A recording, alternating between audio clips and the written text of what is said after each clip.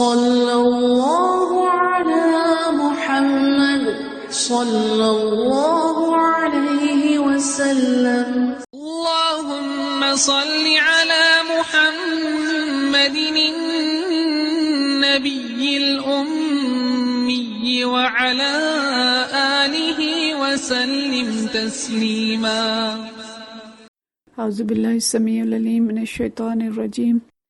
بسم اللہ الرحمن الرحیم والصلاة والسلام علی رسولہ الکریم. السلام علیکم ورحمۃ اللہ وبرکاتہ. آج ہم بخاری شریف کا جو باب پڑھیں گے یہ باب ہے باب خروج فی طلب العلم، کہ علم کی تلاش میں نکلنے کے بیان کے بارے میں. اس باب میں امام بخاری جو مثال لائے ہیں وہ حضرت عبداللہ بن جابر رضی اللہ تعالیٰ عنہ کی ہے کہ جنہوں نے ایک حدیث کے لیے حضرت عبداللہ بن انیس سے حدیث سننے کے لیے 1 مہینے کا سفر کیا تھا. اور اس باب میں حدیث جو لائے ہیں مثال کے طور پہ وہ وہی حدیث ہے جو پچھلے باب میں حضرت موسیٰ علیہ السلام کے بارے میں ہم پڑھ چکے ہیں. اس کو ایک دوسرے طریقے سے اس کو روایت کیا گیا ہے، اور اس میں جو ثابت کیا گیا ہے وہ وہی بات ہے کہ حضرت موسیٰ علیہ السلام نے ایک دین کا علم حاصل کرنے کے لیے سمندر کا سفر بھی کیا. تو کہنا وہ اس باب میں یہ چاہتے ہیں کہ ایک شخص کو علم حاصل کرنے کے لیے نکلنا چاہیے اپنے مقام، اپنے شہر میں اگر کوئی ایسا عالم موجود نہیں ہے یا ایسے مواقع یا مدارس نہیں ہیں کہ جہاں سے وہ دین کا علم حاصل کر سکے، تو اس کو علم دین سیکھنے کے لیے سفر کی صحبتیں بھی اختیار کرنی چاہیے. اور سفر چاہے خشکی کا ہو، سمندر کا یا جس طرح کا بھی ہو، لیکن اس کو علم کی خاطر سفر کرنا چاہیے. اور مثال جو دی ہے یہ حدیث نہیں ہے بلکہ مثال ہے، اور یہ مثال ہے کہ حضرت عبداللہ بن انیس رضی اللہ تعالیٰ عنہ سے حضرت جابر بن عبداللہ رضی اللہ تعالیٰ عنہ کو حدیث پہنچی تھی لیکن براہ راست نہیں پہنچی تھی. تو حضرت جابر بن عبداللہ رضی اللہ تعالیٰ عنہ ایک اونٹ پر سوار ہو گئے اور مدینہ منورہ سے دمشق کی طرف چل پڑے. مدینہ منورہ سے دمشق کا جو فاصلہ ہے یہ تقریباً 1 مہینے کی مسافت تھی ان دنوں میں. تو اس مسافت کو طے کرنے کے بعد جب وہ ان کے گھر پہنچتے ہیں حضرت عبداللہ بن انیس کے، تو انہیں پیغام بھیجا کہ میں جابر آیا ہے اور آپ سے ملاقات کرنا چاہتا ہے. تو حضرت عبداللہ بن انیس باہر آئے اور ان سے پوچھا انہوں نے کہ کیسے آنا ہوا. تو انہوں نے کہا کہ ایک حدیث ہے جو میں نے سنی ہے کہ آپ بیان کرتے ہیں، تو میں اس حدیث کو براہ راست آپ سے سننے کے لیے آیا ہوں تاکہ میری سند جو ہے وہ اس میں مستند ہو جائے کہ بغیر کسی واسطے کہ میں نے آپ سے روایت سنی ہے. تو حضرت عبداللہ بن انیس رضی اللہ تعالیٰ عنہ نے وہ حدیث حضرت جابر کو سنائی اور وہ وہاں سے واپس آ گئے. اسی طرح ہم پچھلے ایک باب میں پڑھ چکے ہیں کہ حضرت ابو ایوب انصاری رضی اللہ تعالیٰ عنہ نے مدینہ سے مصر کا سفر اختیار کیا تھا اور حضرت عقبہ بن عامر رضی اللہ تعالیٰ عنہ سے حدیث سنی تھی. تو اس طرح سے صحابہ کرام رضوان اللہ مجمعین نے اور ان کے بعد تابعین کرام نے اور امام بخاری کے بارے میں بھی ہم نے پڑھا کہ طویل سفر کیے تھے، اور سارے سفر جو تھے وہ علم کی خاطر تھے کہ علم اور علم دین اللہ تعالیٰ کی بہت بڑی نعمت ہے، اور اس نعمت کو حاصل کرنے کی خاطر انسان جتنی مشقت اور تکلیف برداشت کرے اتنا ہی اس کے لیے اچھا ہے کہ اللہ تعالیٰ کی اس عظیم نعمت کو وہ پائے اور اس کے ذریعے اپنی زندگی بھی سنوارے اور دوسرے لوگوں کی زندگیوں کو بھی سنوارنے کی کوشش کرے. تو سفر آج بھی کیے جاتے ہیں چائنا، یورپ اور امریکہ اور دنیا کے مختلف حصوں کے، لیکن یہ زیادہ تر اسفار جو ہیں وہ دنیوی علوم کی خاطر ہیں. دنیوی علوم کے لیے سفر کرنا بھی منع نہیں ہے، یہ بھی کریں، لیکن یہ جزوی علم ہے اور اصل علم جو ہے وہ علم دین ہے. تو دین کی خاطر ہم کتنے سفر کرتے ہیں یا کتنی مشقت کرتے ہیں، اس کی جو کیفیت ہے عامت الناس کی وہ ہمارے سامنے ہے کہ ایک شہر کے اندر بھی اگر درس ہوتا ہے، کوئی مدرسہ ہے، درس کا حلقہ ہے، دین سکھایا جاتا ہے، تو اس میں کتنی شرکت ہوتی ہے اور کتنے لوگ ذوق اور شوق کا مظاہرہ کرتے ہیں.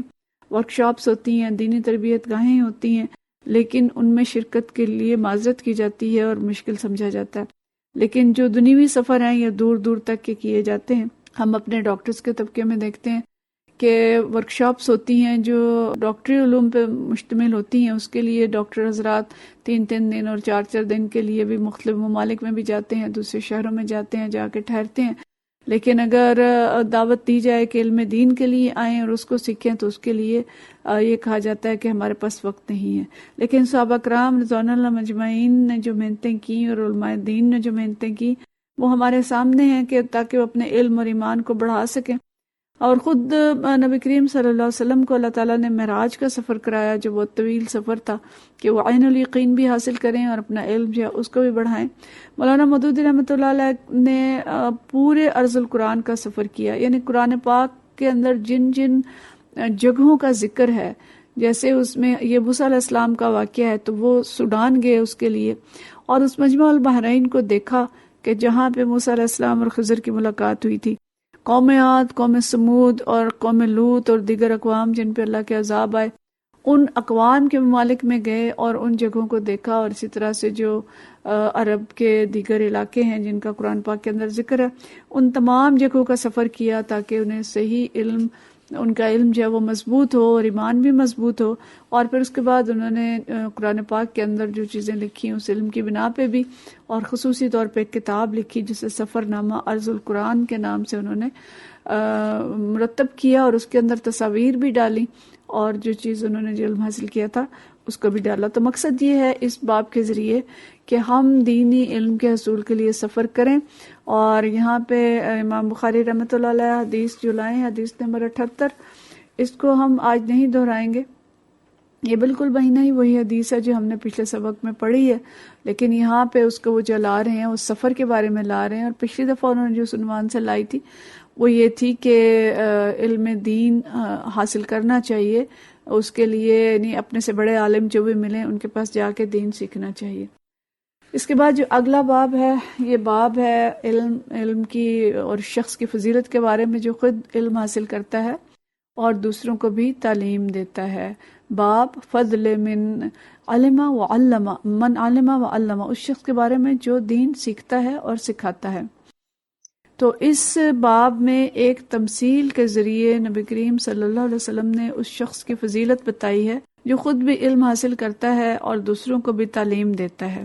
اور اس کے تعلیم و تعلم کا سلسلہ جو ہے اس کی فضیلت بھی بیان کی ہے۔ تو اس میں جو حدیث ہے اس کو ہم دیکھتے ہیں، اس میں حدیث نمبر 79 ہے، 79 جو آج ہم پڑھیں گے، اور یہ حدیث حضرت ابی موسیٰ رضی اللہ تعالیٰ عنہ سے روایت ہے جو نبی کریم صلی اللہ علیہ وسلم سے بیان کرتے ہیں۔ وہ فرماتے ہیں قال رسول اللہ صلی اللہ علیہ وسلم مثل ما بعثنی اللہ من الہدی والعلم کمثل الغیث الکثیر، کہ میں جس علم اور ہدایت کے ساتھ بھیجا گیا ہوں، یعنی اس میں علم دین اور وہی مراد ہے، تو اس کی مثال بہت زیادہ بارش کی سی ہے۔ اور بارش کیسی ہے کہ جو ظاہر ہے بہت زیادہ بارش جب ہوتی ہے تو کثرت سے بارش برستی ہے اور ہر طرح کی زمین پہ برستی ہے، اس میں یہ تخصیص نہیں ہوتی کہ ایک چھوٹے سے علاقے میں برسے اور ایک اچھی زمین پہ برس جائے اور خراب زمین پہ نہ برسے، بلکہ یہ جو غیث الکثیر ہے، کثیر بارش ہے، ہر جگہ پہ برستی ہے، اور اس کی وجہ سے زمین کے اندر رویدگی کے آثار پیدا ہوتے ہیں۔ تو ہم دیکھتے ہیں بہت سے ندی نالے ہیں جو زمین اس پانی کو لے کے بہتے ہیں، عمدہ اور زرخیز زمین پہ بھی ہوتی ہے، چٹیل زمین اور پہاڑ پہ بھی برستی ہے، تو مختلف قسم کی زمینوں پہ یہ بارش برستی ہے۔ اور نبی کریم صلی اللہ علیہ وسلم فرماتے ہیں فَكَانَ مِنْهَا نَقِيَّةٌ، تو ان زمینوں سے بعض زمینیں پاک صاف ہوتی ہیں، پاک صاف سے یہ مراد یہ ہے کہ اچھی زمین ہوتی ہیں، اور یہ زرخیز زمینیں ہوتی ہیں، ان کے اندر فصل کو اگانے کی صلاحیت ہوتی ہے۔ تو یہ زمین کیا کرتی ہے؟ قبلت الماء، یہ پانی کو قبول کرتی ہے۔ فَأَنبَتَتِ الْقَلَاءَ وَالْعُشْبَ وَالْقَصِيرَ، اور اس زمین سے گھاس اور بہت زیادہ سبزیاں اور مختلف قسم کی فصلیں وغیرہ اگتی ہیں، یعنی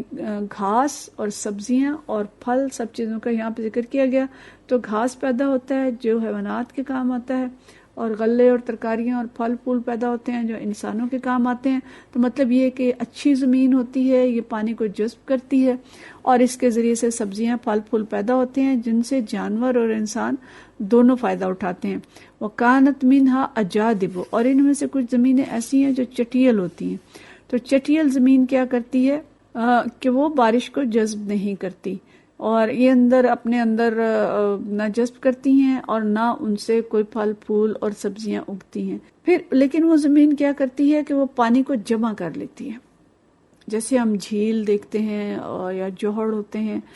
یا مختلف قسم کے تالاب ہوتے ہیں کہ جو پانی اپنے اندر جمع کر لیتے ہیں۔ ان سے پھل پھول تو نہیں اگتے، لیکن فائدہ کیا ہوتا ہے؟ فشربوا وسقوا وزرعوا، کہ لوگ اس پانی کو پیتے ہیں اور اس سے اپنے جو حیوانات ہیں ان کو پانی پلاتے ہیں۔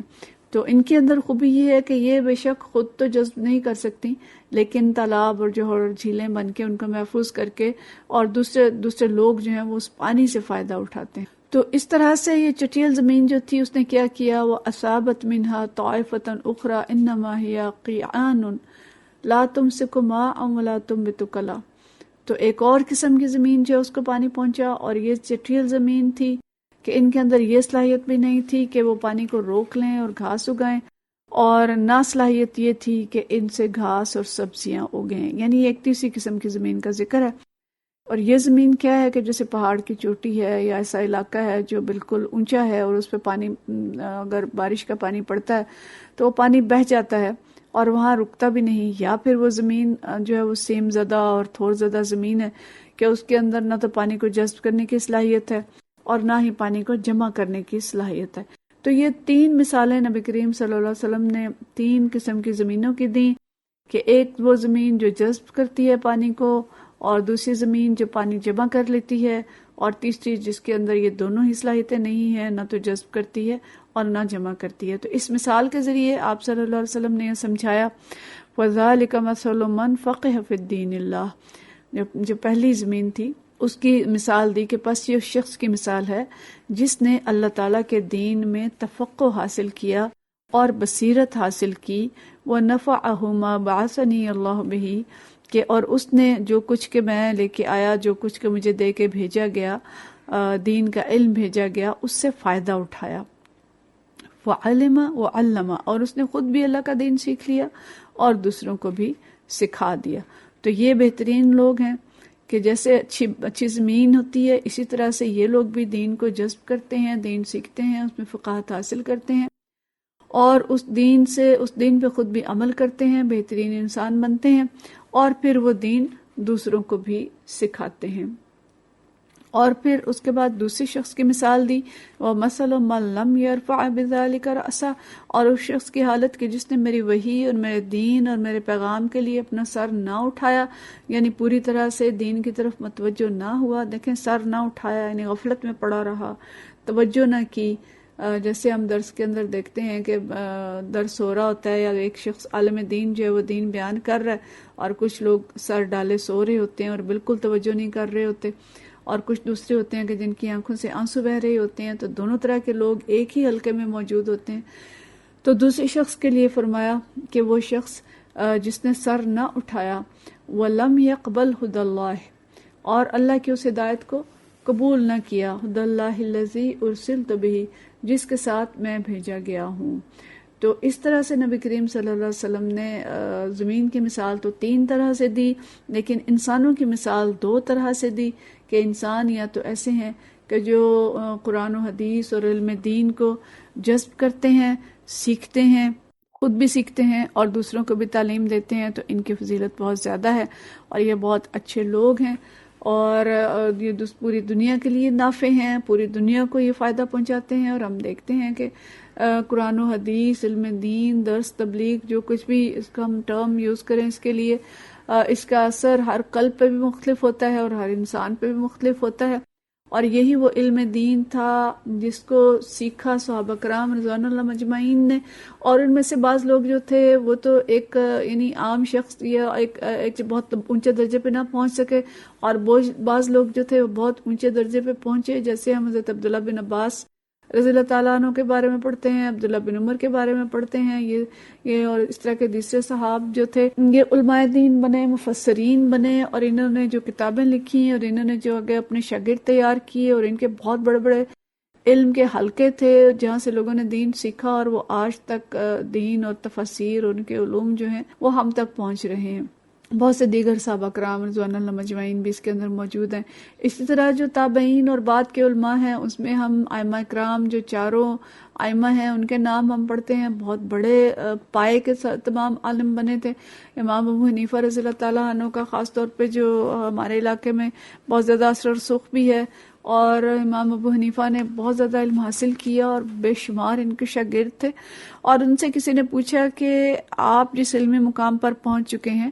اس پر آپ کیسے پہنچے، آپ نے کون سی تدبیر اختیار کی کہ جس نتیجے میں آپ یہاں تک پہنچے؟ تو انہوں نے جو جواب دیا کہ میں نے تعلیم کے سلسلے میں کسی قسم کا کوئی بخل نہیں کیا، جو شخص میرے پاس آیا میں نے اسے تعلیم دی اور میں نے اپنا علم دوسروں تک پہنچایا، اور میں نے علم حاصل کرنے میں بھی کوئی یعنی شرم نہیں محسوس کی، اور علم سیکھنے میں بھی میں نے کوئی اپنے اندر جھجک محسوس نہیں کی، اور مرتے دم تک میں نے علم حاصل کیا، اور میں نے کوشش کی کہ زیادہ سے زیادہ لوگوں تک معلومات حاصل کروں اور لوگوں کو علم دوں۔ اسی طرح سے ہم امام بخاری رحمۃ اللہ علیہ کا بھی دیکھ رہے ہیں، اور جو دوسرے محدثین کرام ہیں، اس کے اندر جو روایات ہم پڑھتے ہیں کہ فلاں بن فلاں اور فلاں سے فلاں نے سیکھا، یہ بڑے بڑے محدثین ہیں، اور ان میں سے جب ایک ایک کا ذکر ہم پڑھتے ہیں تو اس پہ کتابوں کی کتابیں لکھی گئی ہیں، اتنے بڑے بڑے یہ علماء تھے۔ تو ہم سب کو سوچنا ہے کہ ہمارا شمار کس میں ہے، ہم دین سیکھنے کے لیے کتنی کوشش کرتے ہیں، اور ہمارا دل جو ہے زرخیز زمین کی طرح ہے یا چٹیل پہاڑ کی طرح ہے، اور ہم اس ضمن میں کوشش کتنی کرتے ہیں۔ دیکھیں دنیاوی علوم کے لیے بہت کوشش ہو رہی ہے آج کل، اور لوگ بہت دور دور تک جا کے اور بہت پیسے لگا کے، لاکھوں ڈالر لگا کے، اور ڈاکٹر انجینئر یا پی ایچ ڈیز کرتے ہیں، اور بڑے بڑے علوم جو وہ حاصل کرتے ہیں۔ اچھی بات ہے، یہ بھی کرنے چاہیے اور اس کے ذریعے دنیا کو فائدہ پہنچانا چاہیے، لیکن یہ علوم اگر ان کے ساتھ علم دین نہیں ہے تو گویا کچھ بھی نہیں ہے۔ ہمیں تو یہ بھی نہ پھر سمجھ آئی کہ ہم کون تھے، کہاں سے آئے تھے اور کہاں جانا تھا، اور دنیا میں آنے کا مقصد کیا تھا۔ تو اس لیے علم دین کے لیے کوشش کرنا، علم دین سیکھنا، علم دین سکھانا، تاکہ انسانیت اگر دنیوی لحاظ سے فائدے اٹھاتی ہے، اس کے پیٹ کے لیے بہت بڑا بندوبست ہوتا ہے، اور وہ پیٹ کی آگ بجھانے کے لیے ڈاکٹر انجینئر بنتی ہے اور ٹیکنالوجی سیکھتی ہے اور دوسری چیزیں سیکھتی ہے، تو علم دین کے لیے بھی سیکھنا چاہیے تاکہ لوگوں کو دوزخ کی آگ سے بچایا جا سکے اور دنیا کو فساد سے بچایا جا سکے۔ تو اللہ تعالیٰ ہم سب کو علم دین سیکھنے کی توفیق عطا فرمائے اور اپنے نیک اور پیارے بندوں میں شامل فرمائے، اور اس زمین کی طرف بنائے جو کہ جذب سے کرتی ہے اور پھر پیداوار دیتی ہے۔ وآخر دعوانا ان الحمدللہ رب العالمین۔ صلی اللہ علی محمد صلی اللہ علیہ وسلم۔